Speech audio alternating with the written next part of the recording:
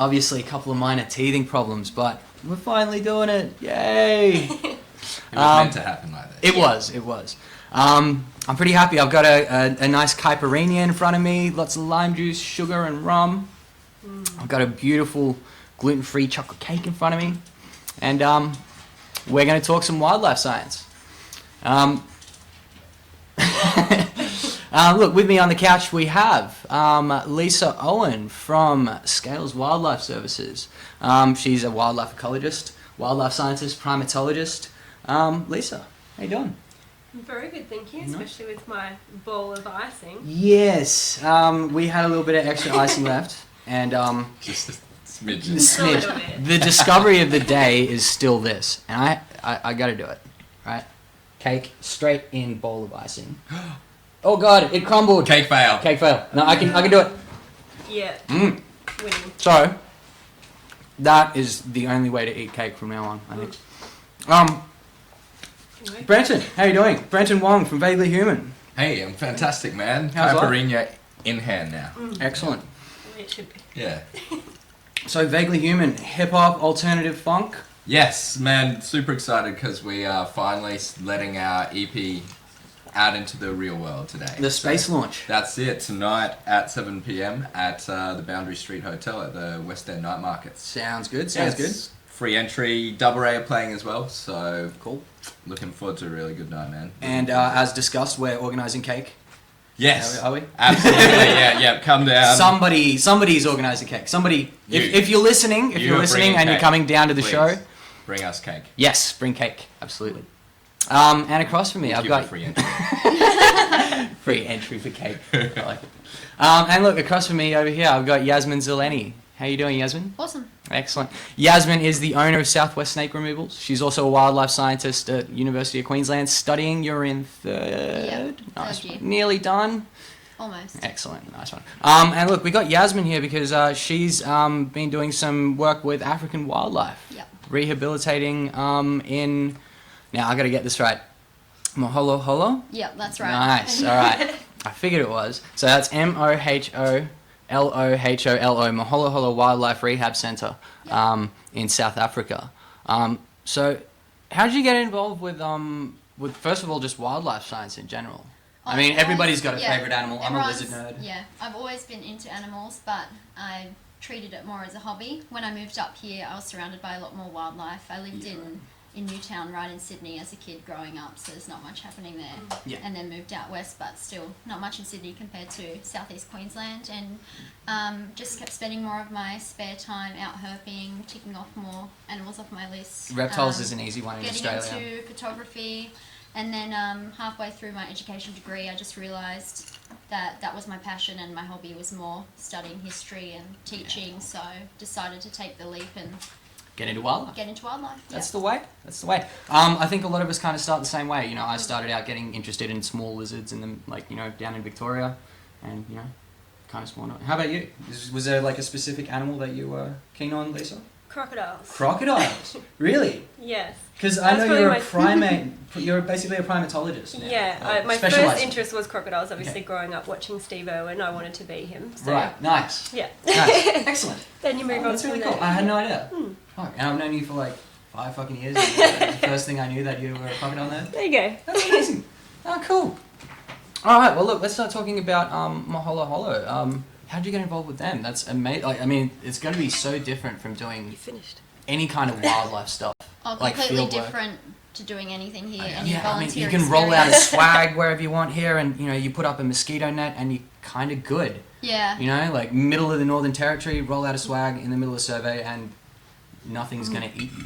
Well, funnily enough, on my second night in Africa, we were told we were going to go to a sleep out in a game reserve that borders Kruger. So the gates are down, so Kruger animals coming in and out. But their sleep out is literally like a yoga mat on the ground. Nice. Okay. That was it. So that was camping. So So they that just was do my it. second night in Africa. That's awesome. And I hadn't really ever gone camping even here. Did you- So they were like, here's camping. And I was, Oh, now wow. everything's a luxury, like camping in a real tent yeah. here. And yeah, so that's we built our own fire. We all just slept on these mats, and if you were lucky enough to remember to bring a sleeping bag with you from Australia, that was good. Wow. Luckily, I did. So That's I had amazing. that as well. But yeah, we just took turns. One person had to stay up hour shifts, just shining the torch around to check for lions, hyenas, whatever. We had lions roaring around us and the hyenas following them around. And yeah, I didn't sleep. I stayed up the whole night. Yeah. I mean, like, what we get, like, you know, possum and koala sounds at night Well, time. do you know what? They're scarier sounds. You know, when the possums do that whirly. Yeah. Yeah. I find that far more terrifying than anything I heard in Africa. Really? Yeah. I mean, because if you didn't know what it was, like Yeah, you know alright, fair African enough. sounds, you know those animals. Yeah, but if right. you came here camping and it was your second night ever in Australia, and You you hear heard a that. drunk gut running down Yeah. the street. That yes, is no, terrifying. that is very terrifying. I can see that. That's amazing though. Yeah. To go from like not even having camped that much in Australia. No, not so at like you grew up in like inner Sydney. Yeah. Oh wow! And then they throw you straight out in the deep end. Yeah. That's So I've really done a cool. lot of camping since then. Yeah, no, because it's obviously, like yeah. 5-star now. Yeah. Having a tent and everything. Yeah. That's awesome. Well, like I mean, that's very similar to some of the field work where that I've done. Basically, you're trapping and then you roll out a swag and put up. Yeah. Like we had mosquito nets because mosquitoes in Australia are just gnarly. Mosquitoes and midges. The mosquitoes are kind of like birds disguised as mosquitoes. Yeah, for anybody who hasn't experienced, a nice Australian mangrove swamp or a mangrove swamp anyway, it's good fun. Oh, it's lovely. It's great fun. Yeah, cool. So, what kind of stuff were you doing at Moholoholo when they got you? So, straight up, they get you out. They throw you out camping in the field Pretty much, just to kind of you get your acclimatise you a first little. day off. Like I arrived in the halfway through the day. And you join the public tour just to see the place. And the second day it was straight into work, and then that night camping in a game reserve. But yeah, it was just day-to-day care of resident animals that couldn't be released again, or any rehab animals. Lots of babies coming in. It was summer over there, so heaps of baby antelope and everything was awesome. I got given a juvenile white-backed vulture and a African fish eagle to care for. Wow. And on Christmas Day, we had him for about 3 or 4 weeks, the fish eagle, and on Christmas Day we got to release him, which That's was awesome. great. They Yeah. let me lift up the box and let him go. That's cool. That's always a good Did moment. you train him to bring you back stuff? Get me cake. Yeah, exactly. Cake and cocktails. Cake, cocktails. Go in that order. And icing as well. Yeah. You need that jar of icing as well. Yeah, but Comes it's very, back with it all mixed together. No! So Do it again. It's like they bring you the ingredients for the pancake. It's like, oh, God. No. Only half of the job. Goddamn. But that's why you have two birds. One goes and gets it, the other mixes. All right, Yeah. chef bird. Yeah. I like it. So, wow, like, I can't believe that they throw you in that hands-on. That's amazing. Oh yeah, I mean, it's that's a very really, hands-on really experience. Nothing you could really do here in a volunteer program. Obviously, you don't even get to work with any dangerous or remotely dangerous animals. Cool. Yeah, I or- mean, they're not going to let you work with venomous snakes. no, not straight at off all. the bat. Yeah. Or show lizards on TV. Hey, if we get our permitting done, we're going to have wildlife all over this table, man.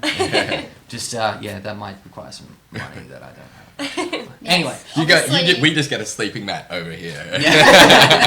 It'll be good. Yeah, obviously very different safety, everything over there. Yeah, so totally. very different experience. Yeah, wow.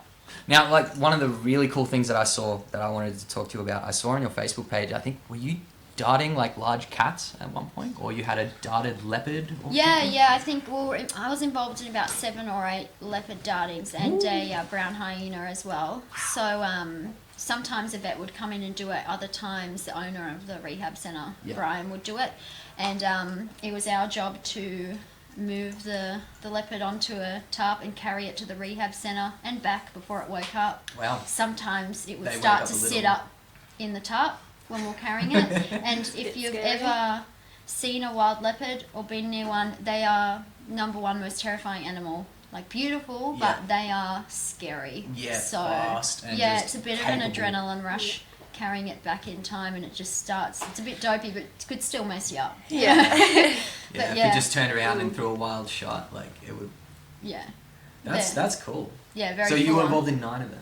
Yeah, but Yeah, it would have been 9 all up. So yeah, a bunch of leopard dartings, and then the brown hyena at the end. He was caught in a snare. Yeah, poor thing. And then, which there's heaps of animals that come in, leopards, hyenas, I wanted to honey ask you about that badgers. as well, yeah. Heaps of animals caught in snares. Just farmers, Yeah. laying snares and So traps. is because that of is their that the main livestock. kind of collision between sort of wildlife Pretty and, much, and yeah. grazing and livestock and Yeah, and people obviously agricultural? value their livestock far more than a leopard. Yeah, right. Because I know, like here in Southeast Queensland, one of the main issues for koalas is loss of habitat, roads, and dogs. Yeah. Right, so it's very different over there. I guess we don't. That's not a problem that we're really that used to having here in Australia. No. I mean, Because we dingoes don't used have to get shot big a lot. predators like that. Yeah. It's not. Dingoes used to cop it, and wedge-tailed eagles I know used to cop it back in the day. Yeah. But yeah. So I have a Poor thing. question. Did you Yeah. have to give a leopard a bath? Because I've seen the damage like a domestic cat can do to people when you try and bath them. So Thankfully not. Right. 8 of us tried, 7 are dead. It's just me. I imagine that like the cats, they're pretty fastidiously Yeah. clean, so they probably wouldn't be like.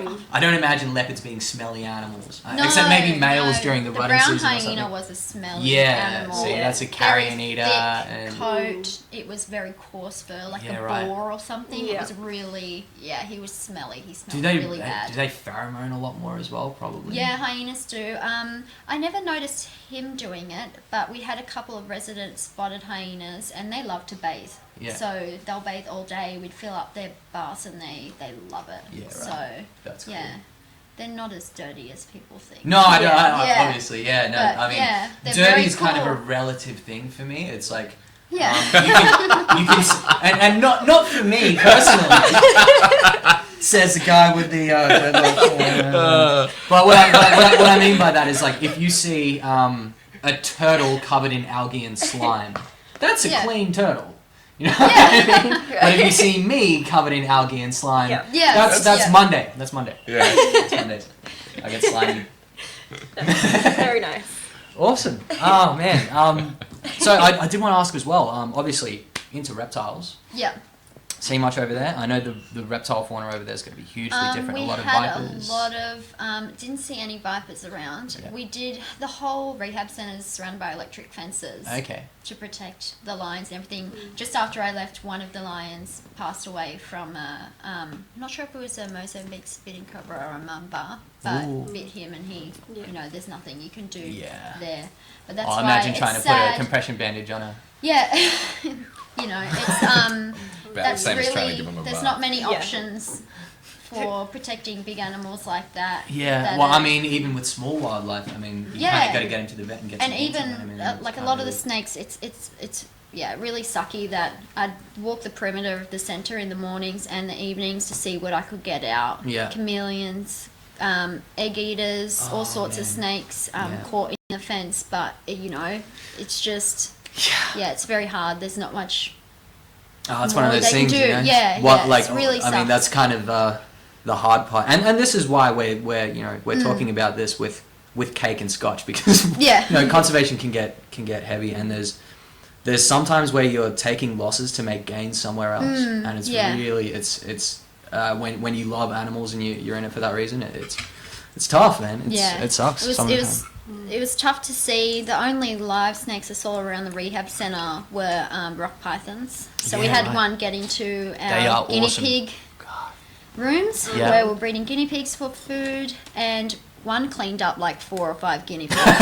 And this was not even a big in terms of when Yeah, you're thinking no, I of wouldn't think African so, rock yeah, python, sure. and I mean, that they was, take down small ungulates, don't yeah, they? yeah, it's unreal. So they were really cool to see, but any snakes that I collected from the fence, I'd chuck them into the raptor mix where we had snake beautiful. eagles and everything, and Yeah. they'd clean them up. So That's absolutely right. I mean, I know it sounds harsh, but But, to yeah. maybe to some people listening, but that is nitrates and carbon and everything going back into the nitrogen and carbon cycle as much as humanly Anyone possible. who's seen The Lion King knows the circle. The circle Yeah. of life. That's true. That's right. Yeah. And that is why you feed Did you see snakes to Simba eagles. while you were there? No Simbas, but Saw we some did. lions? We did have a Rafiki, but he was Ooh. a young hyena. So Similar, yeah. We had a Mufasa, a lion named Mufasa, but no animals named Simba. Rafiki, that was a hyena. That's confusing. I know, it is confusing because Rafiki was what species? I'm Do not you sure remember? what. With the You blue should know. face, primatology lady, blue face and red bone. Some kind of gibbon, is it? No, he wasn't a gibbon. Baboon. I'm not sure if he was a baboon. I think it's What something was he? else. Yeah. Someone put the movie on quick. Yeah. I'm sure. Well, if anybody wants We to need to- hit Yeah. hit us, yeah, exactly, yeah. If anybody's listening and hit us up on Twitter, hit us up on Facebook, hit us up on YouTube. Let us We'll know. watch it tonight. Yeah, we'll have to watch it and go through the pictures of primates and be like, If you excellent. don't know, we'll tell you in episode 2. If Mandrill? huh? Mandrill? Yes, you're Mandrill, right. yes. Yeah, he's in Primatology Oh, comes through. mystery Sorry. Primatology comes through. That's right. See? Yeah. Professionals. On that note, I'm going to dunk some more of this cake. Oh, yeah. Man, Right. black mamba, that's a snake that I would really love to see in the wild. Yeah, the one we found was just about 2 meters long. So that's That's a big impressive. snake. Yeah. Yeah. And that was in the fence? Yeah, that was in the fence. Poor thing. Yeah. But so cool blind snake. Mm. He was like patterned kind of like a cow. A blind Black snake. and white. Yeah, blind snakes. They've a lot of So for people who don't know, are they similar to Australian blind snakes in the same way? Yes, Okay, well, very look, similar. for people who don't know, blind snakes are the Typhlophidae family. Family? Subfamily? I'm not sure. That Don't cleared it remember. up. But immensely. either way, I'll get there. Yeah. If you want to look it up, it's Cool. Typhlophidae. Ramphor typhlops, I think, is the main genus here in Australia. They're a small fossorial, so they live underground and in leaf litter and in sand and soil. They're completely blind. Their eyes have completely evolved away because you don't need them when all you do is cruise around in ant nests eating ant eggs. So they're quite fascinating. Their eyes have gone and they have this diet of nothing but ant eggs, which means they need to tolerate in some cases like quite high amounts of formic acid and things like that because I mean if you're eating, they're quite specific some of the time. Like certain species of blind snake, like the bigger ones, will only eat bull ants and things like that. And then the funny thing is here in Australia there's a species called the bandy, which you might know, white and black striped snake, which only eats blind snakes. Right. So there's this crazy little trophic cascade. So, could we like genetically breed blind snakes to eat fire ants and then bam, problem solved? I'm not sure about genetically. I'm not sure about breeding, but I wonder if Gamma there's- radiation. I wonder if there's I wonder if there is native Ramphor typhlops that would eat fire Yeah, ants. I'm not sure. Breed the crap out of them, and then just throw them in fire ant Interesting nests and concept. see how they go. As a control method, that's pretty wild. That's Just interesting. saying. Just saying. Let's do it. Yeah. All right. All right. Let's try. Science. Bam. Done. Beautiful. All right, cool. Any other big fauna out there that you saw? Like big, man. The one thing that I would really love to see, and I know they're dangerous as hell, is a hippo. Oh, a hippo. Yeah. Yeah, we had a couple on the game reserve. Yeah. A mummy, a daddy, and a baby. Oh wow. So So about as they dangerous were as they awesome. can get. Yeah. But the funny thing is, we'd go out there and give them a feed, and we'd call it Hippo Run, so that we'd take the new volunteers on Hippo Run. So, but all the zebras would come, and you'd think they'd come and try and steal their food, and then you'd think that out of a hippo and a zebra, a hippo would kick a zebra's ass. No. Zebra's so too one agile. zebra got really, really cranky with the hippos. Wow. Kicked it, and then they all just ran off into their little dam Oh, no. and stayed there. Like I thought that I was going to see a good battle. Yeah, but right. No, I guess just bit on more land, silly. a big, like a land-based ungulate is just gonna Yeah. outmaneuver a hippo like that. But yeah, saw a lot of hippos in Kruger. Yeah. Saw the big five in Kruger, Cool. which was awesome. How far is Moholoholo from Kruger? It was probably about half an hour, 45 minutes to Wow. the gate we went to. So So we're yeah, talking about pretty- Kruger National Park here Yeah. in South Africa, by the way. It goes through Kruger's not just in South Africa, is it? No, Doesn't it? Kruger's in South Africa, but I'm not sure if it. No, I'm pretty sure it's just South Just Africa. South Africa? Yeah. Okay. But I'm pretty sure it does reach the border. Yeah. Yeah. But yeah, we were just down that southern end. Yeah. But yeah, it was pretty dry Yeah. when we went. We went on an overcast day, but after a bit of rain came out, we saw heaps of leopard tortoises come That's out onto cool. the road to drink, which I really wanted to see. So Yeah. that was super exciting. That's awesome. That's like seeing the estivating frogs come up here. Yeah, but I Estivating frogs, by the way, they burrow into the clay pans here in our desert whenever it rains. you know, you get these huge, you know, big frog orgies basically on the sides of the clay pans out in the desert. It's frog Woodstock. Yes, exactly. And that, I guess, is it same for the turtles? Do they come out really rarely, or is it? No, I'm pretty sure you can see them a lot of the time. Yeah, but I think they just come out en masse. There hadn't been much rain. All right, so they were just being. Opportunistic. Yeah. Coming out onto the road. Cool. But yes, saw heaps out there. It was awesome. That's amazing. Yeah. Cool. Oh, cool. Well, look, thanks so much for coming on. I think we're gonna move into some new research topics. All right, guys, if you're listening, you're joining us here on Wildlife Cake and Cocktails. I've got Lisa Owen from Scales Wildlife, Brenton Wong from Vaguely Human, and Jasmine Zelený from Southwest Snake Removals. I'm cakeless. You're cakeless. Yeah. Get yourself a slice, sir. We're just going to keep on chatting here a little bit. We're going to just move into some, basically some new research topics that have been coming out recently. Just stuff that's interesting, especially since we're talking about Africa. The Kenyan lion monitoring program with the Maasai warriors. Have you heard of this one? I did see your link to the paper, but I only got through our articles today. It's quite amazing. So the Maasai, you know, fairly agrarian people. They run herds of cattle, but they're doing it out there in you know, the Kenyan plainland. So there's lions, and the lion warriors of the villages are quiet. You know, it's a it gives you prestige and stuff, but really they're only doing it to protect their livestock. And there's not quite. I mean, some of the lion populations over there are struggling. So I mean, monitoring is always great. And I guess, you know, scientists, you know, I guess nerd folk, can only field observe so well. So having these guys out there who are not really that, I guess, I mean, they're cautious, but they're not as afraid as we would be, to get up close and really observe these animals and, you know, identify them individually and really get better data. So the program... That's the one that ate 10 of my cattle. Yeah, exactly, yeah. That one's only eaten 8. Not only that, but these guys range, you know, they have to move their livestock from one place to another across the plainlands. So, you know, they're intimately, you know, aware of all the different, you know, habitat features, microhabitats, and all the different seasonal climate variations. So I mean, predicting as well as reacting. Yeah, absolutely. But I mean, so they need to know it a lot. Yeah, exactly. Yeah. And on top of that, they're not afraid to get close to a big fucking lion because I've got a stick, motherfucker. Like, how? And a loincloth. Yeah. Boom. Bam. I think they wear the big big red full sash thing, and, you know, big stick and a knife, like long fucking spear, knife, good to go. Fuck you, lion. You're not having my cows. So I mean, but the great thing is, now that there's a program, and it was in Dolreni et al. 2016, I think from Conservation Biology, and that basically the program is trading literacy and other kinds of training in trade for wildlife monitoring from the Maasai warrior clans. So it's the Lion Guardians program. Instead of being lion hunters, these guys, and there's very, very low literacy in the Maasai areas compared to even, you know, surrounding regions, just because of how well intact they've kept their traditional culture and their agrarian lifestyle.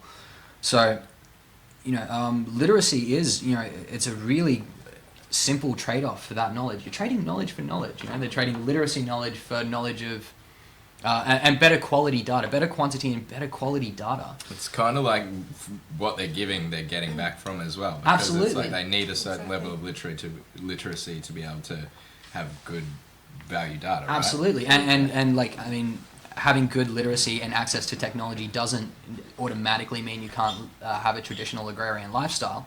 Might mean you can just do it with a bit more security, hopefully.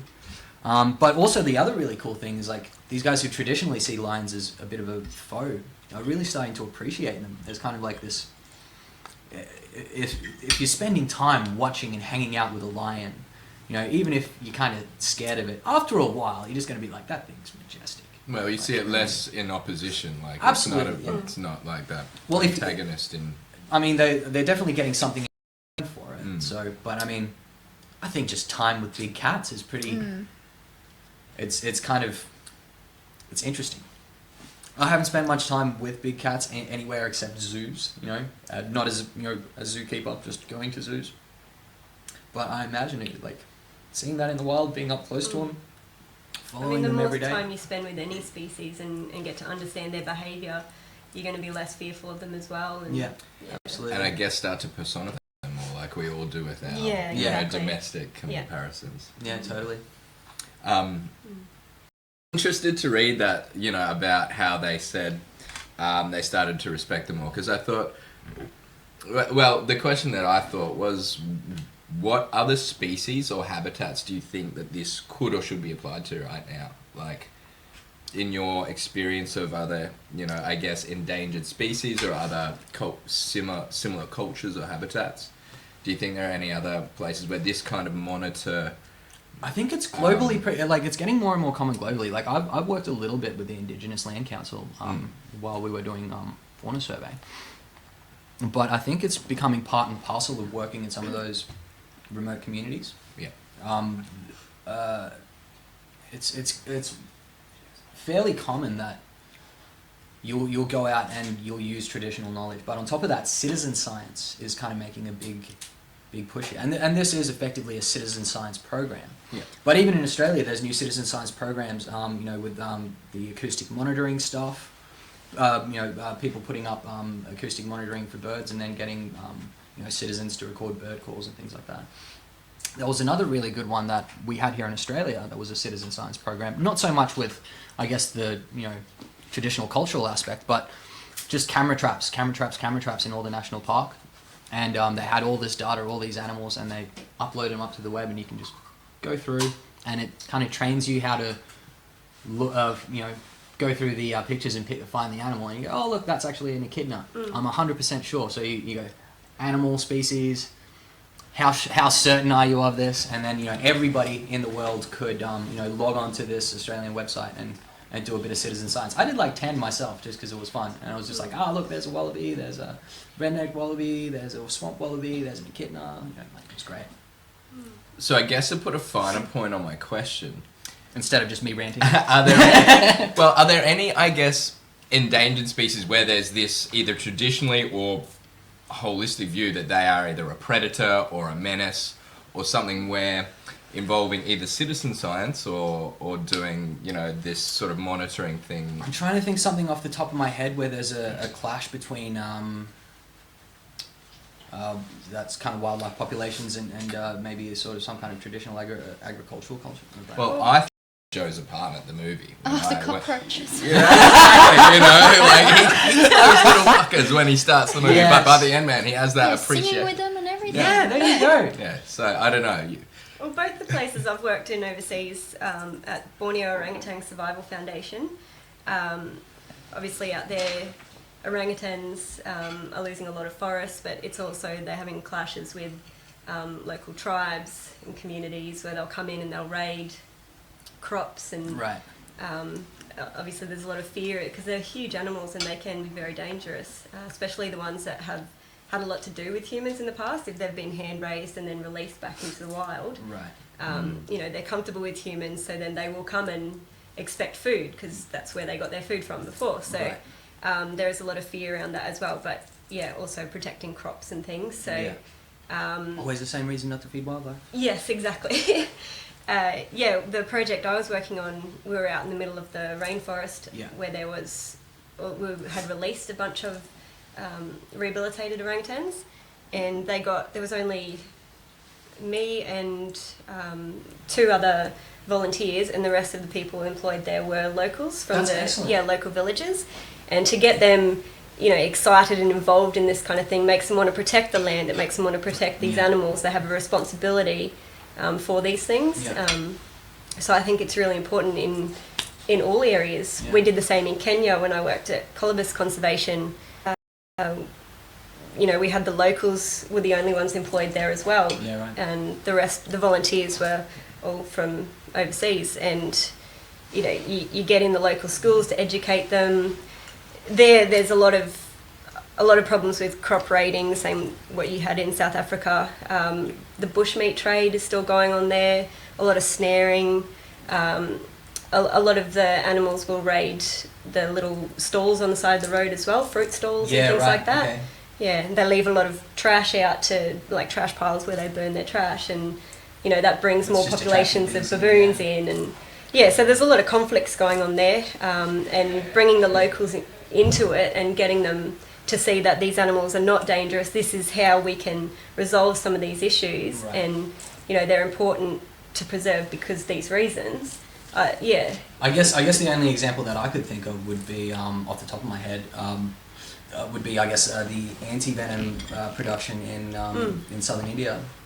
It's basically mostly a traditional culture of snake catchers out there who now do all the snake capture for anti-venom production.